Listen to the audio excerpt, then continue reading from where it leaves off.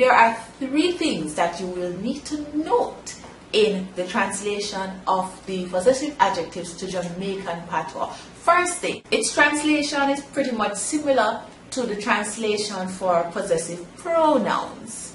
That is, we often use the word fi before the translation of the object and subject pronouns. Second thing to note, we never normally use the word own after the possessive adjectives as we do with possessive pronouns. The third thing to note is that sometimes we actually do not use fi in the translation of the possessive adjectives. We drop it off and we only use a corresponding translation for the object and the subject pronoun. It sounds confusing, right?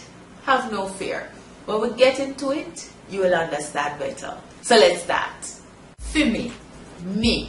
Fi me, me. She a me teacher. She a fi me teacher. Fi you, you. Fi you, you. Where your book there? Where fi your book there? Fi him, fi him. Theme. Him. Him cell phone a ring. Fi him cell phone a ring. Fi him cell phone a ring. Fi her. Fi her. Her. R. Fi her report is great. Her report is great. Fi it. Fi it. Fi logo cute. Fi we. Our. How. Fi we data smart. Our street block. Plural form of the word your. Fi uno or uno.